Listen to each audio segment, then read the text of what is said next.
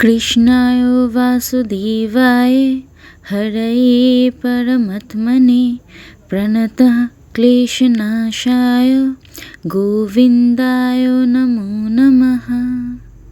নমস্কার সকলে কেমন আছেন? আশা করি সবাই খুব ভালো আছেন, আমরাও ভালো আছি। আজকের এই ব্লগটা জন্মাষ্টমী উপলক্ষে ওই দিনটা আমরা কিভাবে পালন করলাম সেটা নিয়ে আমার আজকের এই ভিডিও। সবাই দেখতে থাকুন, আশা করি সকলের খুব ভালো লাগবে। জন্মাষ্টমী মানেই ওই দিনকে গোপালের জন্মদিন, তাই গোপালের পছন্দের কিছু খাবার আমরা সবাই তৈরি করে থাকি। তো এখানে আমি বানাচ্ছিলাম তাল ক্ষীর, আর অন্যদিকে ভাজা হচ্ছিল মালপোয়া। এছাড়াও কিন্তু ছিল তালের বড়া, লুচি, সুজি, আরও অনেক রকমের খাবার। তো তোমাদের সব কিছু একে একে দেখাচ্ছি। আমি এখানে তাল ক্ষীরটা পাকাচ্ছিলাম। বেশ কিছুক্ষণ ধরে পাকাতে পাকাতে বুঝলাম যে খুব ধৈর্যের একটা কাজ আমি নিয়েছি, যেটা আমার জন্য হয়তো নয়। যাই হোক, কিছুক্ষণ কাজটা করার পর চলে গেলাম অন্য আরেকটা কাজে। যেহেতু জন্মাষ্টমী গোপালের জন্মদিন, তাই জন্মদিন উপলক্ষে একটু বার্থডে ডেকোরেশন না করলে কি হয়, তাই আমি আর দাদামণি মিলে ঠাকুর ঘরটাকে একটু সুন্দর করে সাজাচ্ছিলাম, ওই কিছু ডেকোরেটিভস দিয়ে, সাথে বেলুনও ছিল। তো এই নিয়েই আমরা কিছুক্ষণ সময় কাটালাম, কীভাবে কি সাজাবো দেখতেই পাচ্ছ। আমি আর দাদামণি মিলে প্রথমে ঠাকুর ঘরের সিলিংটাকে সাজাচ্ছি। এরপর চলে যাই আবার আমি মালপোয়া বানাতে। আবার মানে মালপোয়াটা আমি আগে বানাইনি, এটা ফার্স্ট টাইম আমি ট্রাই করছিলাম। যথারীতি বুঝতেই পারছো যে এটা আমার প্রথম প্রচেষ্টা, তাই মালপোয়াগুলো সঠিক শেপ কিছুতেই আমি নিতে পারছিলাম না।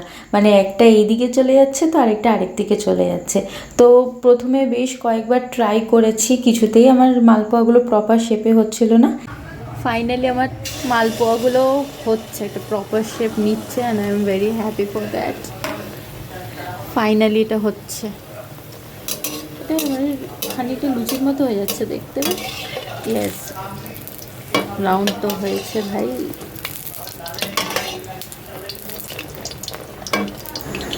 আর সাথে এদিকে হচ্ছে গরম গরম তালের বড়া ভাজা। The first stage, this one second, and third stage final product. তো সব কিছু গুছিয়ে ঠুছিয়ে নিয়ে এইবার আলটিমেটলি একটু ফ্রেশ হয়ে রেডি হওয়ার পালা। একটা ছোট্ট ট্রানজিশন দিয়ে আমি রেডি হয়ে গেলাম। অলরেডি আমি ভীষণ লেট, সবাই আমাকে নিচে ডাকাডাকি করছে, তো ঠাকুর ঘরে যাই। এই হচ্ছে আমাদের গোপু সোনা। তবে একটা নয়, এবছর আমাদের সাথে ছিল 3 জন গোপু সোনা। দেখতেই পাচ্ছ সবাই গোপুদের অভিষেক করাচ্ছে, মাথায় দুধ, ঘি, মধু, আরও যা যা থাকে, ফুল, তুলসী পাতা, চন্দন, এই সমস্ত দিয়ে গোপুকে স্নান করানো হচ্ছে। একে একে সবাই আমরা গোপু সোনাদের স্নান করিয়েছি।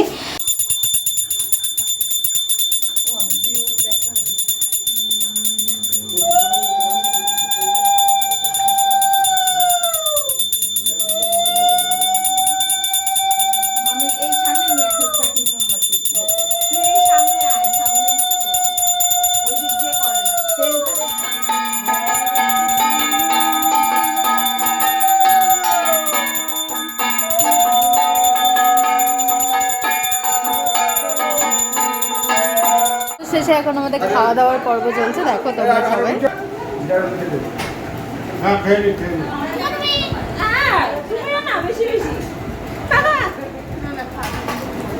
লুচি, আলুর দম, ছোলার ডাল। এখানে পরের ব্যাচের লোকজন বসে আছে, একজন তো উপরে বসে গেছে খেতে।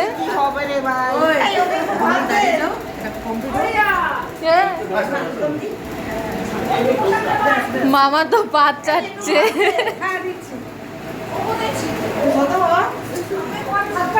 এই ব্যক্তি উপোস করে ভাত খেয়ে নিয়েছে। জন্মাষ্টমীর পরের দিন হয় নন্দ উৎসব। সেদিনকে আবার গোপালকে স্নান করিয়ে নতুন জামা পরিয়ে সুন্দরভাবে সাজিয়ে বসানো হয়, এবং গোপালের সামনে আমরা অন্নভোগ নিবেদন করি। যেহেতু জন্মাষ্টমীতে অন্ন দেওয়া হয় না, তাই পরের দিন আমরা অন্নভোগ নিবেদন করি। আর তারপর পুজো হয়ে যাওয়ার পর সেই প্রসাদ মাখা হয় একটা বড় গামলায়, আর সেই দায়িত্ব থাকে আমার মায়ের, এবং সেই সমস্ত প্রসাদ একসাথে মেখে মা দলা দলা করে সবার হাতে ধরিয়ে দেয়। দাও দাও, তো প্রত্যেক বছর এইভাবেই আমরা জন্মাষ্টমী এবং জন্মাষ্টমীর পরের দিন নন্দ উৎসব পালন করি। তোমাদের ভিডিওটা কেমন লাগলো অবশ্যই কমেন্ট করে জানিও।